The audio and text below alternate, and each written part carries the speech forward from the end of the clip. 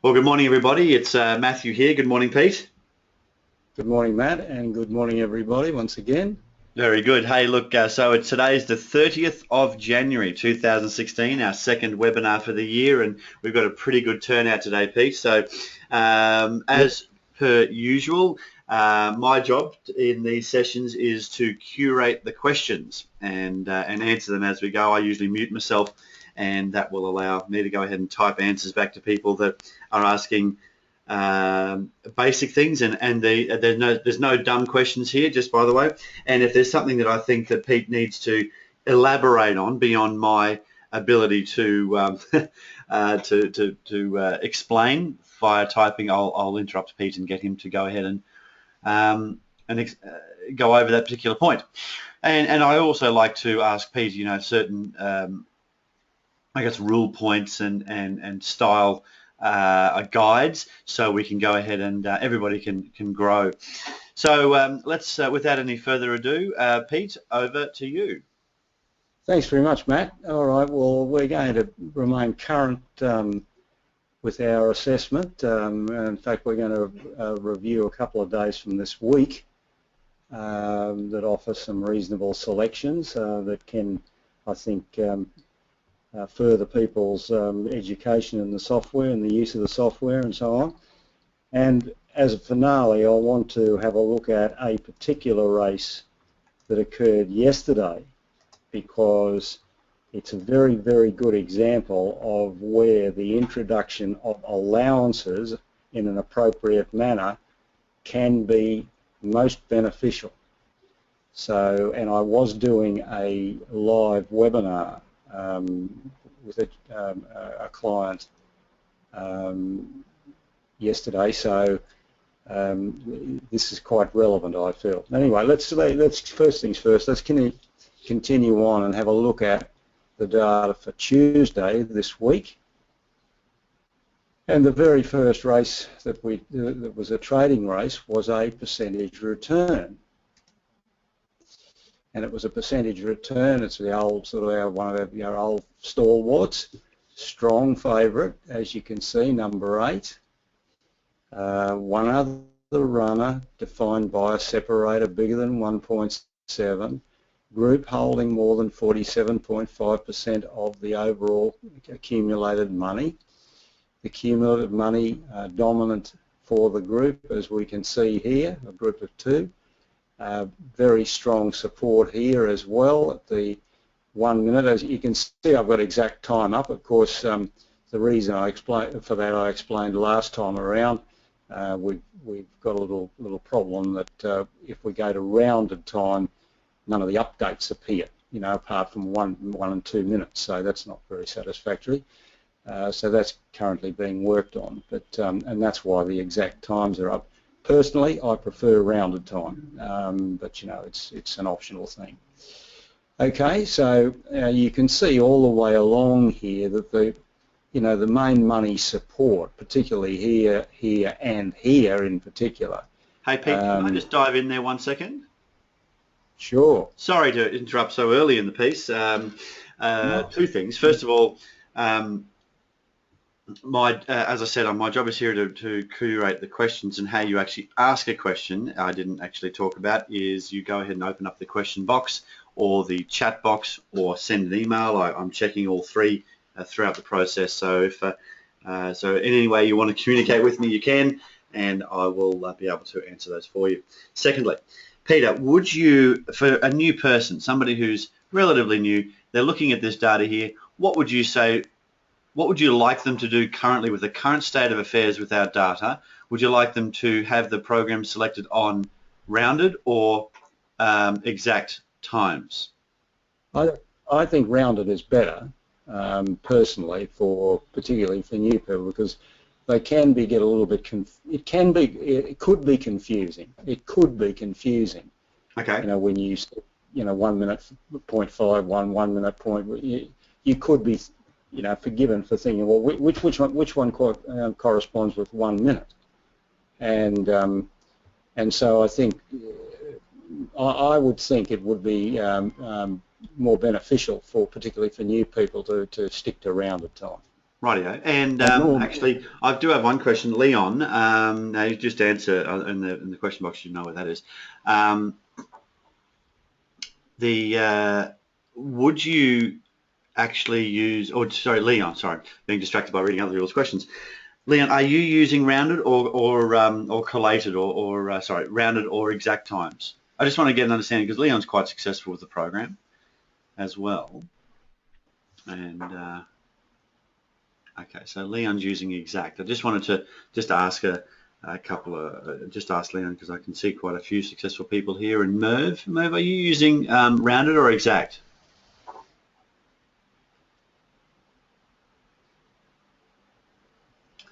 Anyway, Merv will answer the question as he finds the question box and does so.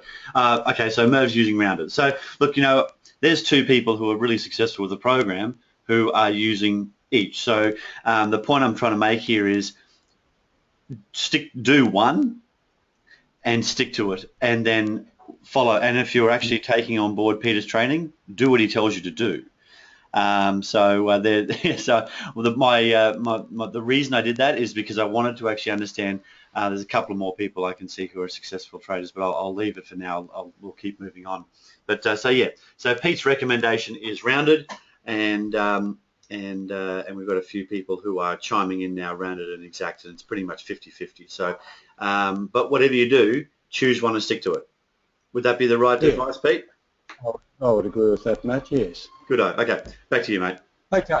Now, going back to this particular race, this would be what I would consider to be an ideal opening trading race. And this is an ideal trading race scenario for somebody who's new, who wants to introduce themselves to the rigours of betting for the first time. And because there is a psychological element to when you start to actually trade in races.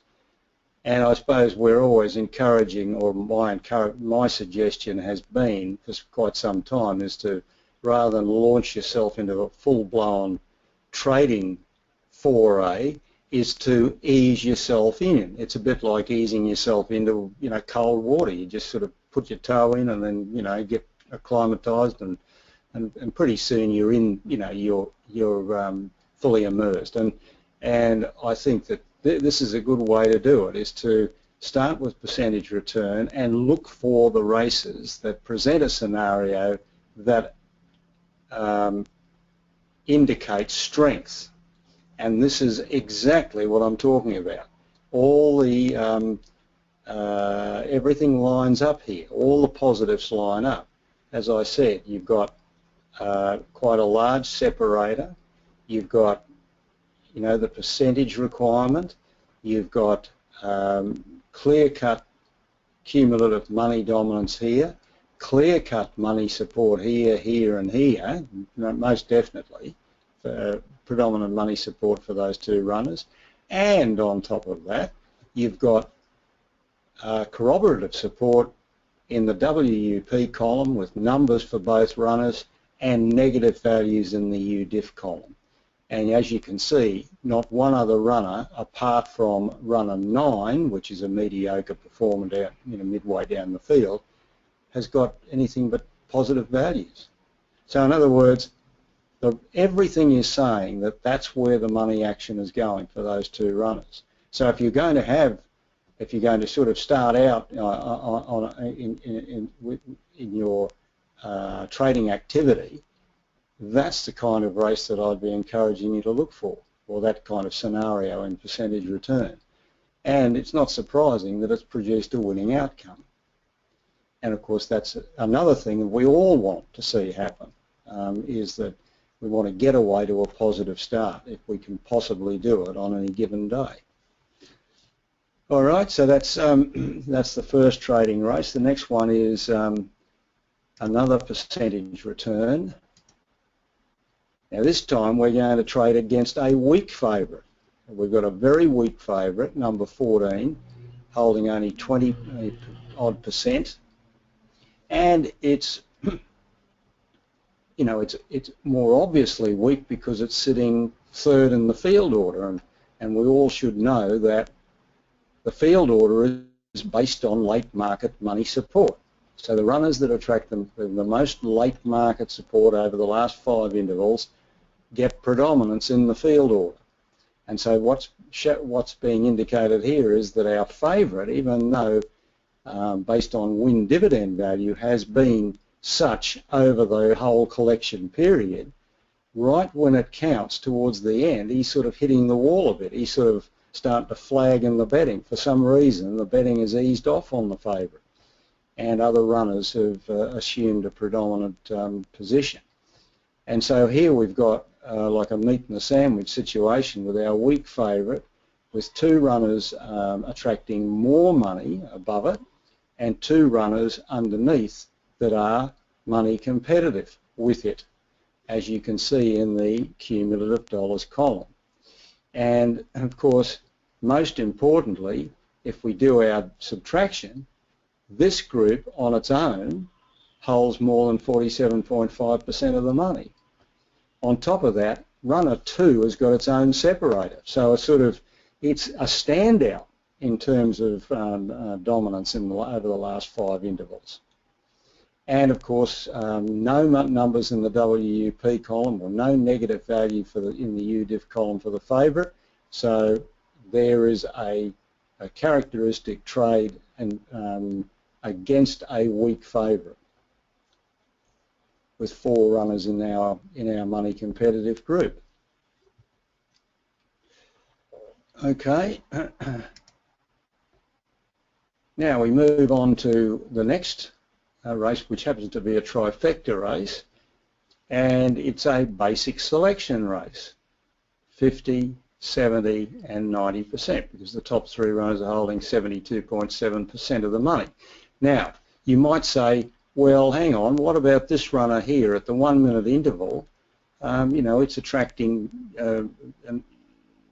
more money support than these runners already in our group for first place. But let's look at the overall picture here. If we look back over the lead-up intervals, you can see quite clearly that the money dominance was for those top 3 runners. You know, particularly there, and if we go to percentage return, notice that the corresponding separator at the 3rd runner is bigger than the money gap in defining money gap in trifecta. So that, and what does that tell us? Well, if you look in the cumulative dollars column, it's pretty obvious. Over the last 5 intervals, these 3 runners have attracted overwhelming support relative to the rest of the field. So based on the overall assessment of all the priority indicators, it could be quite justifiable, notwithstanding the late support for this runner of $210, to stick with the selections as is without applying the additional allowance, given that this runner has attracted next to nothing over the lead-up period. And of course, the pool being between $4,000 and $5,000 allows us to make an allowance, and so if we choose, and that's what's been done. So this gives us a trading race with 30 combinations. So, you know, just don't just look at the 1 minute column and say, oh, you know, you've got to look at all these sort of priority indicators and weigh up the pros and cons before making a final decision. I mean, sure, I'm not saying that that's the absolute decision. I'm saying that there is justification for ignoring the application of the additional allowance here based on what we've just discussed. Okay.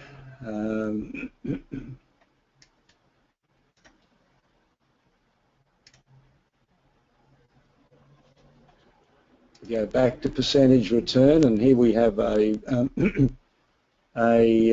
repeat of the situation that we discussed earlier, where we've got the obviously weak favourite, meat in the sandwich situation. It's almost identical because the Number 9 has got its own red separator, so it's obviously the standout, attracting the predominant, standout predominant money over the last 5 intervals. Quite clearly, this group of runners is money competitive against our flagging favourite. Once again, the group on its own is holding more than 47.5% of the money. It's got a positive value in the UDIF column favourite, no WUP numbers, so trading against the favourite here with that quite money competitive group would be more than acceptable. So even though in percentage return most of the time we are trading or we're including the favourite in the final group of choice, irrespective of whether it's weak or strong, there are times when trading against weak favourites is extremely justifiable, and these have been 2 good examples of that. Hey, just while you're moving on to the next race, Pete, just wanted to give everybody a bit of a quick tip on how these sessions, these live data sheet sessions, can be used to the greatest benefit. Now, many of you, I know because I've spoken with you, use 2 screens, so they'll have their computer set up with 2 monitors plugged in. I use a laptop with a monitor plugged in. One of the great ways to do this to review the sessions is have the video running and the program open, watching and looking at the same date, so and the 26th of January in this case. So what you would do is you'd watch the video, you'd look at your data and make the same selections, and it's about that I guess mirroring and understanding what Peter's doing, listening to his conversation, filling it in on your side, filling out that data sheet in the same way. So it creates an understanding for yourself. Now, these are always put into the Facebook user group. There has been a substantial delay in getting them actually posted into the members section, and Chris is going to be working on those. And so that's a nice way of actually going ahead and I guess understanding what Peter's talking about here is by actually doing it yourself, because we can all sit here and listen and see, but by actually doing, I think there's some science behind this. I don't have it at my hands at the moment, or statistics, but there's at least a doubling of information retention when you see, hear, and do something physically. So that's just a quick tip. Many of you are already doing it. So just go ahead and rewatch these videos, look at your own program, fill the data sheet in as you're listening to Pete and watching it on there, and recognizing the subtleties, because as Pete goes through it, he's talking about 50, 70, 90, the rules, but if you're actually doing it on your program, you will actually get it at a deeper level, and so when it comes to clicking the button at 1 minute, you're away. Yeah, that's good advice, Matt. Yeah.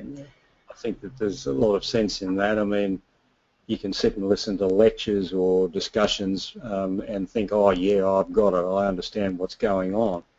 But then when if you're asked, called upon to offer your explanation of what's been discussed, sometimes it's not so easy. So it is important to get to consolidate your own understanding of things. So it's a practical means of reinforcement and understanding, and it's understanding what you're looking for that's half the battle, really. Yeah, exactly. If you understand the significance of, I think it's not a bad idea to go back to right back to ABC basics sometimes and say, okay, what does a money gap tell me? What is it telling me? It's a number. What is it? What is it? What's the significance of it? Well, what is it? It's indicating like a separation in win dividend value. And I suppose the bigger the money gap, the greater the separation. So the bigger the defining money gap for a group, the greater the money support for that group. It's got to be, because money support determines win dividend value. The more money support, the lower the win dividend value relative to what's around. Yeah, great So, stuff. So it doesn't hurt to go back to basics and sort of just think these things, and it all takes on sort of an extra dimension, I think. It's building that intuition into your examination of what's happening. Fantastic. Okay. All right, carry on. Moving on. Oh, by the way, Okay. just in regards to, I've had some people talk about Cornellas and exactas. I'll talk about those towards the end for Daniel and Michael, who are asking and having comments about Cornellas and exactas. All right. Carry on, Pete. Okay. All right. Now here we have we've got a situation with a banker trifecta, of course. $1.60 favourite. We all know by now. Once a win dividend for a favourite hits $1.70 or less, it's got to be holding pretty much half the money or more than half the money. So that's overwhelming support for one runner, and that's I guess the premise on which banker trifecta trading is established. Now, you'll notice that the selections for second come down to runner 6. And some of you might look at this and say, well, what the hell's this minus value? Now, I might get Matt to explain exactly what these minus values are. They're not. Don't get the idea that somebody's withdrawn their money from the TAB or had second thoughts about betting, or it's not like that at all. It's just essentially.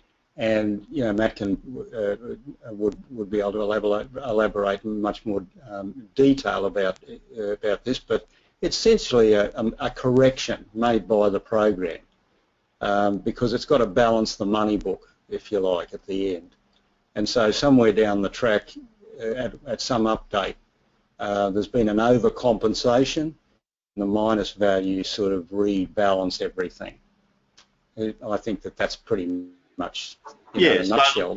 So Matt, programmatically, so this is so what the program does is collects a couple of slices of data and then extrapolates the rest. So when so the program takes the amount of money in the pool and then looks at the prices and then does runs a series of calculations based on the amount of tax taken out for each bet style and all of those things, and comes up with the exact dollar amount on every trade every minute before the race jump. So this is, as Peter said, an adjustment, because there is, in this particular race, you can see $1.60 and everybody else is paying, other than 13, more than $10. So there'll be some movement in there because the favourite is taking so much money, then the program needs to readjust to just give it some space, give it the capacity to go ahead and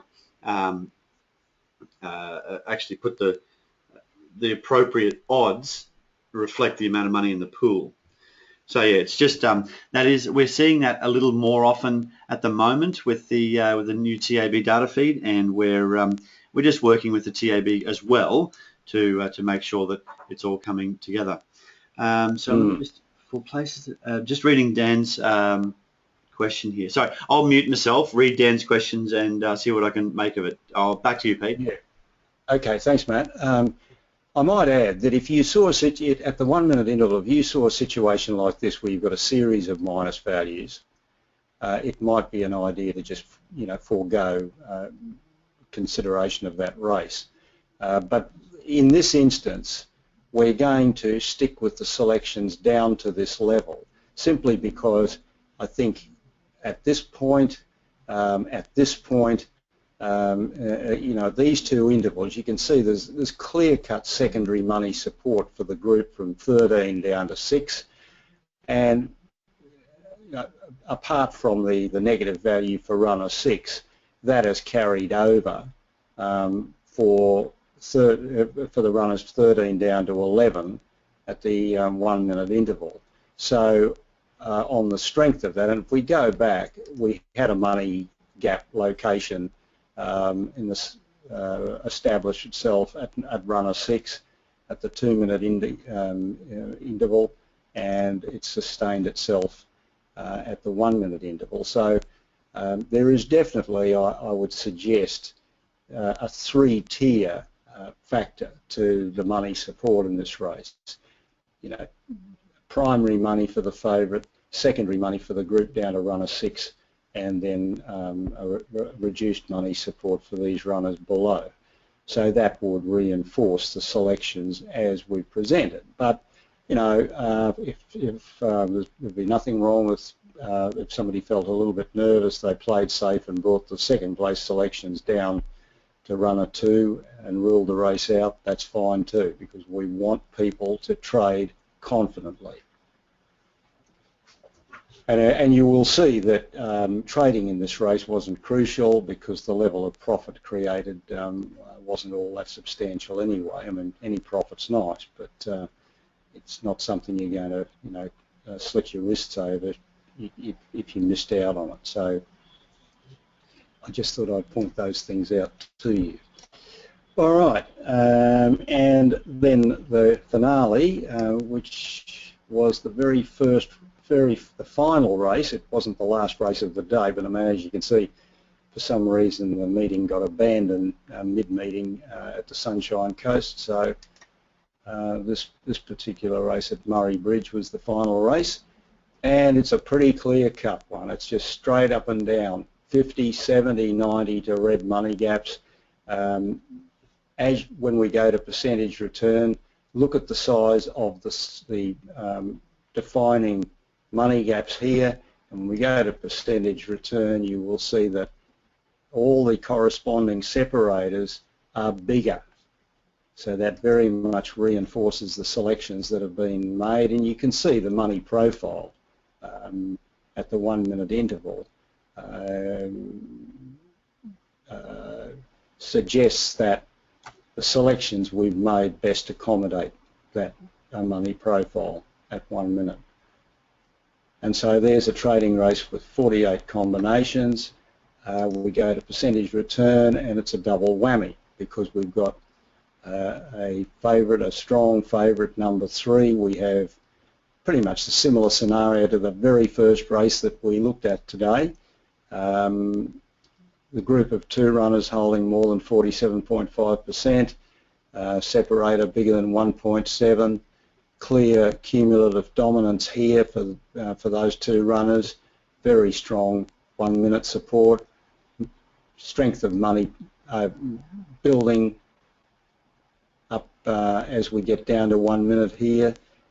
Both runners with negative values in the U-diff column, both runners with numbers in the WU column. So pretty much a facsimile of the very first race of the day. So that was a double trade here. The last race, trading race, was a trade both in percentage return and in trifecta. And interestingly enough, when we go to the completed data sheet, you can see this is a day where we've had straight wins with every trading opportunity. Every one has produced a winning outcome. A small negative value there because the return didn't match the outlay, but nevertheless the profit sort of was, you know, built. You know, the profit that was generated progressively wasn't all that substantial, but it is building gradually, consistently, relentlessly to a big finale. So I guess for anybody that decided, hey, look, I feel like, you know, I'm trading confidently, I feel that the races I've chosen are ones that offer a good chance of a winning outcome, and so on the strength of that I'm going to keep trading at least until I experience some sort of, you know, losing outcome. You'd get the ultimate reward right at the 11th hour. It doesn't always happen that way, but it's certainly a great way to finish a full day of trading. And remember, it was achieved by a very simple application of the basic money gap process. You know, no magical manipulations or anything like that, just good, solid application of the basics. All right. Interesting point you just made there, Pete, about sort of chugging through, and I know that's not a very sexy term, but getting, but that's sometimes what we do here is we just sort of chip away at it, and this is the part when I'm talking to people who are looking at buying the program. If you want excitement, take up bungee jumping. If you want to make money, you use the program properly, and so in doing that, we want to make sure that everybody is, well, not for you. The person listening, I've got 60 people online here, and I'm talking to you. Do it in a measured and a Pete-like way.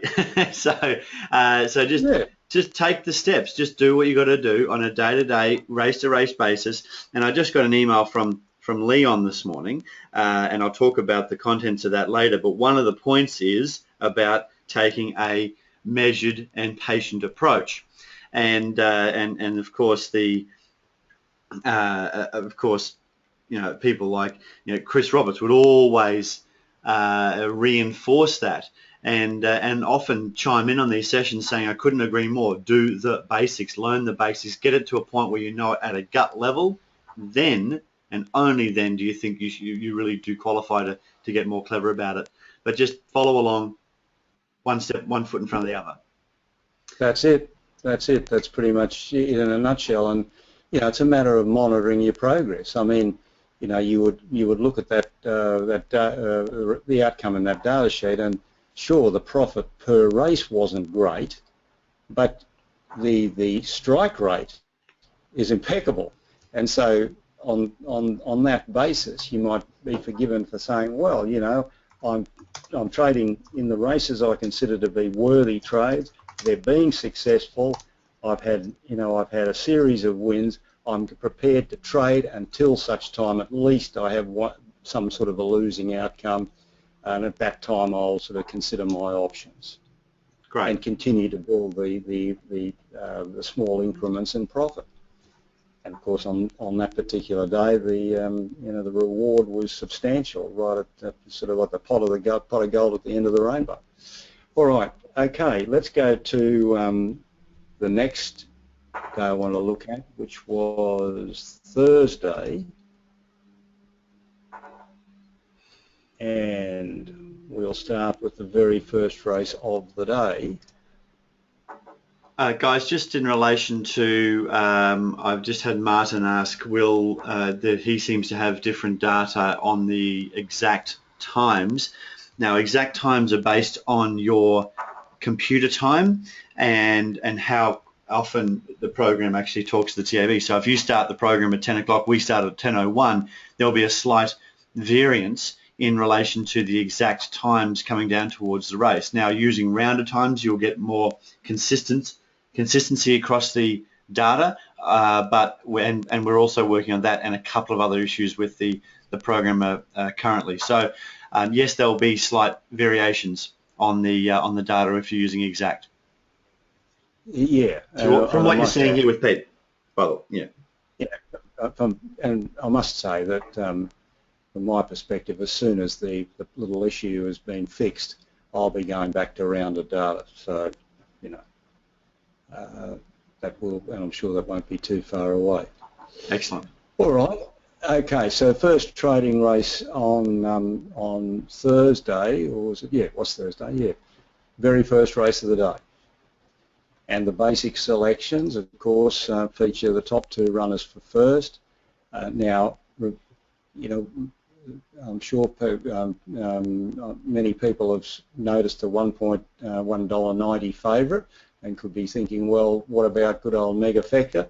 But unfortunately, the prize pool is not hasn't reached the required minimum of $8,000, so it's not an option.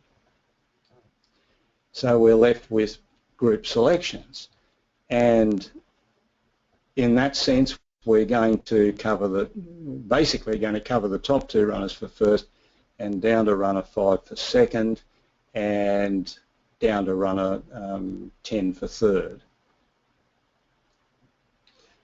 And all right, so that's the basic selections. But of course, when we look at the 1 minute interval, you will notice that there's quite strong money support for this particular runner and also this runner and relative to runner 4. And unlike the previous example that we looked at where we didn't apply the additional allowance, you can see that the money support is not all that sort of clear cut. It's a little bit sort of diffuse over the last couple of intervals for those top 4 or 5 runners. That it seems to be varying and fluctuating. Now if I go to percentage return, you can see we do not have a separator at the second runner. The separator, the defining separator is located at runner 9. So on the strength of that, the additional allowance could well be applied to bring the selections down to that level there. Now, if we go back to, and you can see that the size of the gap, or the size of the separator at the 4th runner is substantially bigger than the money gap in trifecta, the corresponding money gap in trifecta. So that suggests that covering the top 4 runners for first and second would be all that would be necessary. I mean, I suppose if you thought, well, the money this for runner 10 is similar to this runner here, you could think about bringing the selections down and ruling the race out. But I think because in percentage return this separator is quite substantially bigger than the money gap, corresponding money gap in trifecta, then covering the top 4 runners for first and second and perhaps leaving third place at number 10 would be quite acceptable, given that the money support for runner 10 has been pretty inconsequential over the whole lead-up period, and it's just picked up to that in that meagre way at the 1 minute mark. And of course we're always looking to concentrate our selections in the upper field where most of the money action is happening. If the separator agreeing with this money gap had been smaller in percentage return, then that would provide stronger grounds for covering, applying the additional allowance right down to runner 10. But I think an effective trade-off in this situation is to add the extra 2 runners for first. All right, okay, that's the first race that we're going to look at. Then we go to this one here, and it's a pretty straight up and down 50, 70, 90 with a percentage allowance applied for third place, 87.79%, 1.6 money gap, and of course you can see the money is quite clearly falling away below this point. So the selections involving the percentage allowance for third place very much accommodate the prevailing money profile, particularly at the 1 minute mark, and I suppose to a large degree back here as well. If we go to percentage return, once again the separator at runner 6 is bigger than its corresponding money gap in trifecta, so that would further justify the application of the percentage allowance. And I think we can see quite clearly that there certainly is dominant money support both here and here for the top 2 runners. So that would support applying the basic selections and covering those 2 runners for first place. And that gives us 40 combinations. If we go to percentage return, once again we've got a trading race with 2 runners, one being the strong favourite, doubly strong because it's a strong favourite with its own, at the top of the field with its own red separator, so that makes it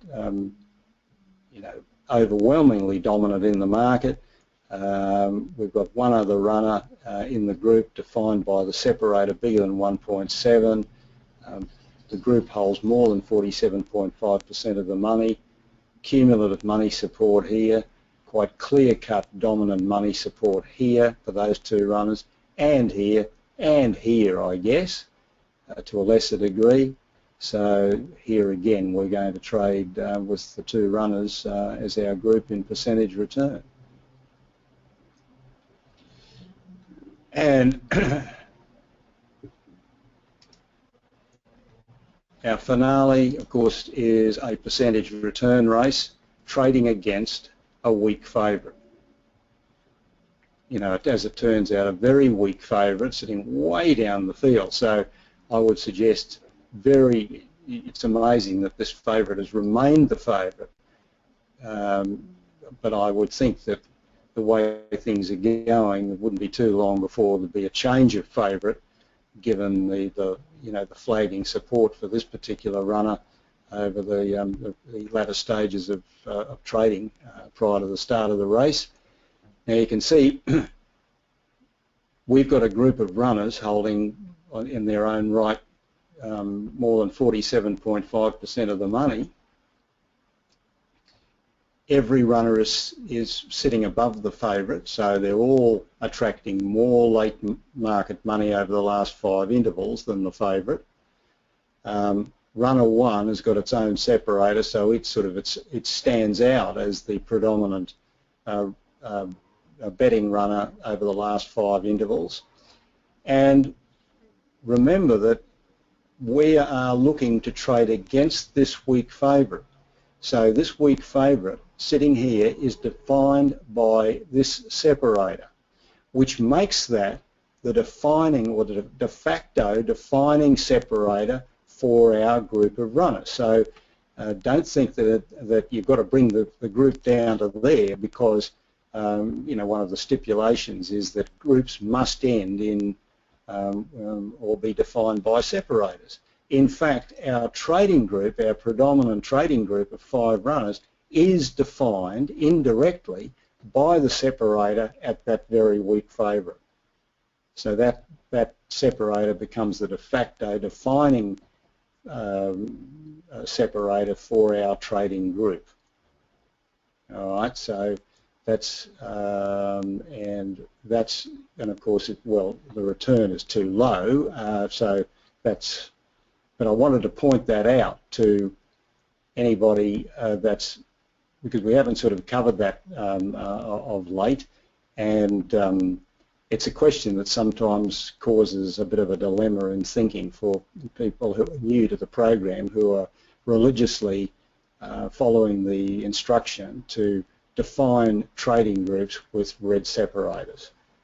So I hope that sort of covered that for anybody that's had any doubts about why that would be the ultimate trading group in this race, notwithstanding the fact that it's ultimately ruled out on the basis of percentage return.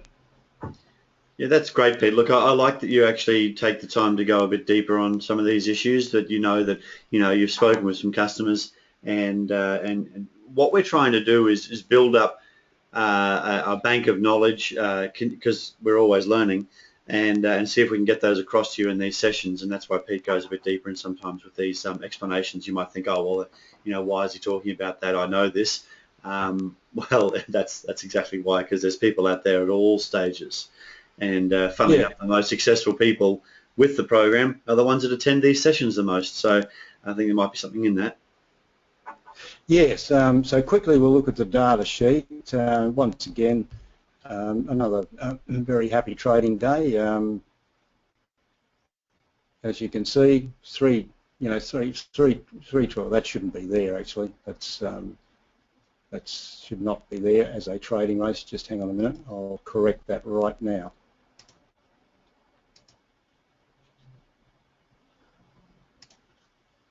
That's better.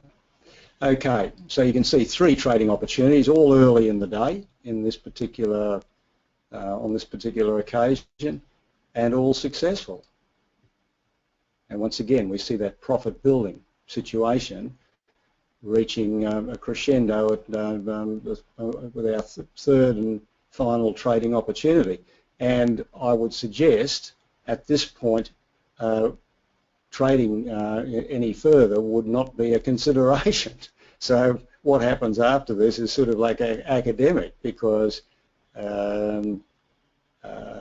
this is the kind of situation where we would advocate people, take a responsible attitude and protect profit that's too good to sacrifice. Now, to wrap things up, Matt, I might move just to and have a look at a race from yesterday, and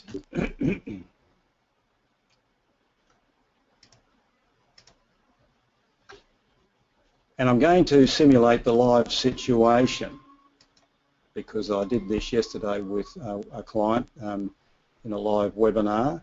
Yeah, this is really great. We're often asked to simulate the live situations where people can say, okay, well, this is how we approach this race. So this is great. Thank you.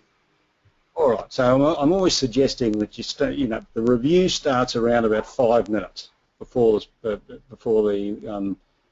start of the race. Starting out with your default, your trifecta default, and do an overview. Now, we don't worry about the pool, because the pool will get bigger. We're not worried about the pool size at this stage. Let's focus on the selections. As you can see, we don't have any money gaps at this stage, worthy of consideration. But the percentage groups given us by the program automatically have created 45 combinations, which is less than the 60 maximum that we look for.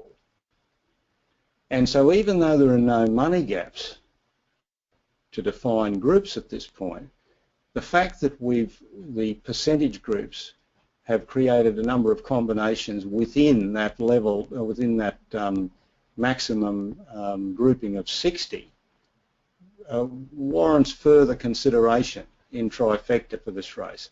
If our percentage groups had created 140 combinations, then you could virtually write it off then and there and say, well, blow it, I won't even bother looking at trifecta, I'll stick with percentage return.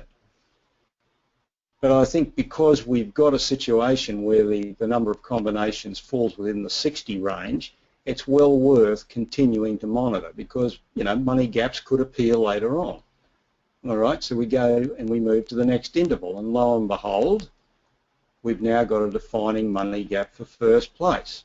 So I always recommend that we apply, or we make the selections that are relevant at each interval. So we're going to cover the top 3 runners for first, and we're going to bring second and third down to this level here, which well and truly rules the race out, right? So if we were trading at this point, the race would not be a consideration. Okay, we move to the next one, and now, of course, all the money gaps have disappeared. We go to the 1 minute mark. Wait a minute, I picked the wrong race. Oh, I tell you, I thought I had it. I must have. Okay, let's quickly go back. I don't want to confuse people, so I'll go back and I'll do it again. Pretty much the same sort of situation here. 45 combinations, as you can see, right? So that's what threw me. Okay, 45 combinations. So even though we haven't got any money gaps, we're going to continue to monitor in trifecta to see if indeed any defining money gaps are created at some later stage.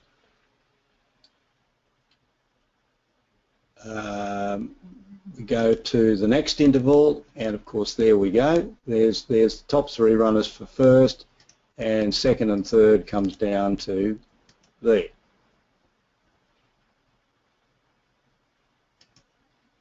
We go to the next interval, and now we can drop second back to that point. But we also notice a couple of things, or we should notice a couple of things. Firstly, looking at the money profile, you can see the money's pretty dominant for these top 3 runners over the rest of the field. It started there, it's carried over to this interval here. big money gap defining the group of 3 runners for first, and the percentage is sitting at 68.13.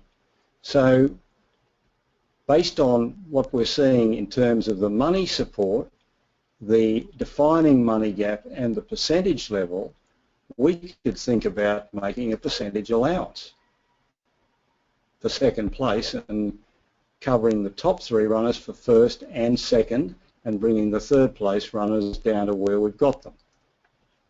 Okay, we go to 2-minute interval. Now legitimately we can cover the top 3 runners for first, because the top 3 runners now are holding 70.37% of the money. And so the money gap selections would be the top 3 runners as we've got them already. Top 3 for first, top 3 for second, down to number 9 for third. And once again, you can see that consistent dominance for money dominance for those 3 runners as a group over the rest of the field. We now go to the 1-minute interval, and if I just quickly go back there so that you can see it, there's a substantial defining money gap of 2.64. It only slightly reduces down to 2.58. The percentage falls just below the 70% mark. So once again, because of that sustained money dominance for these 3 runners, more than acceptable to apply the additional allowance for third, which we first did back at the third, the 3-minute interval, and of course we can drop back 1 for third place coverage. So that gives us 30 combinations. We've got a pool of 4,818. No problems about making the pool allowance, given the clear-cut presentation of the money profile here, which gives us a very clearly defined trading race, applying not only the percentage allowance for second, but also the pool allowance. And the result was, as you can see, a very profitable one. So that's just a good example of how reviewing over that series of intervals can help to make a considered judgment about whether a selection should involve allowances or whether they shouldn't, and that of course can lead to a positive trading experience and a profitable trading experience.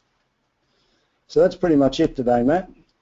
Well, that's great, Pete. Thank you for doing that. I do like going through the races, and I think people will enjoy that. We might do that a bit more often, just taking those steps through a race to simulate a live situation and what you would be doing as time ticks down.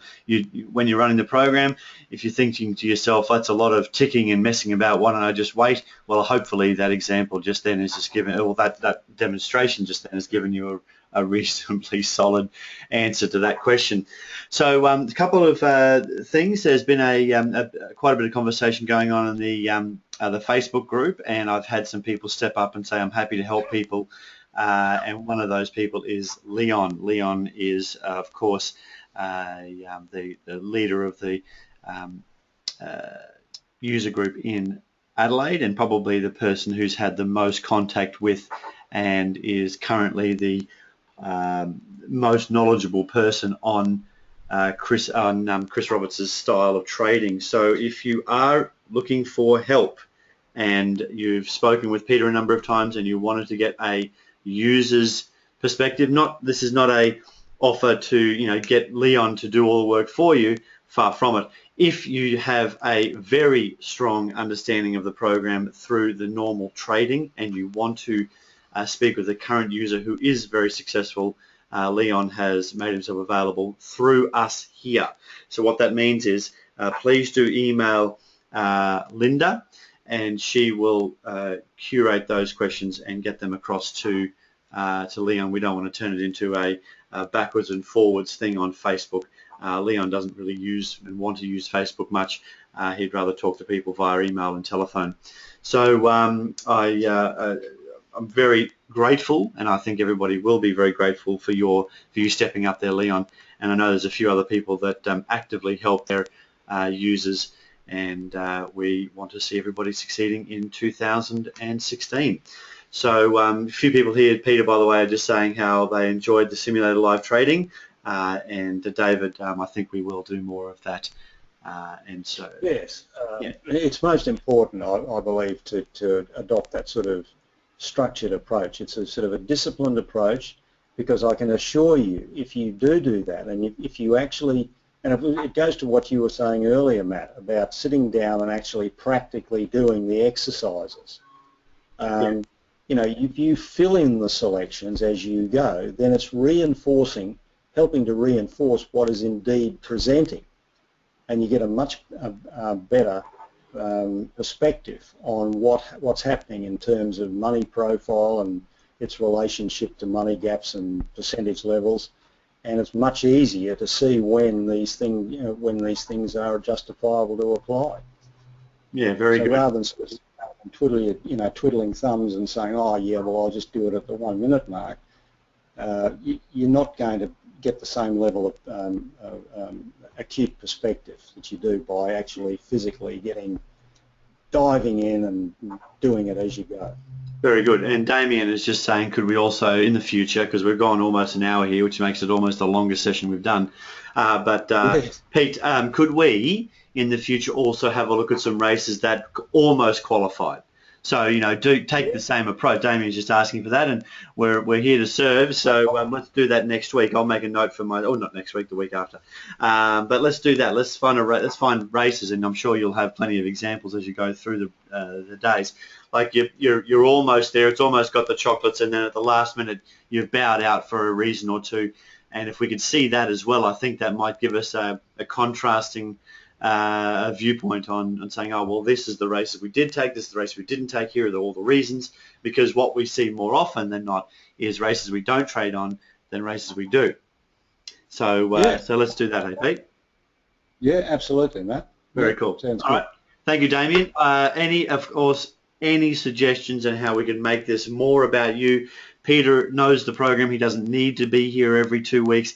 We're doing it for you. And so if there is a way that you feel this could be more beneficial, do let us know via email or during the session like Damien and Peter have. All right, thanks very much, guys. Peter, have a lovely weekend. Everybody else have a lovely weekend as well, of course, and a profitable one at that. Yes, thanks very much, Matt, and you too. And have a great weekend, everybody. We'll look forward to your company in a fortnight's time. Fantastic. Bye for now.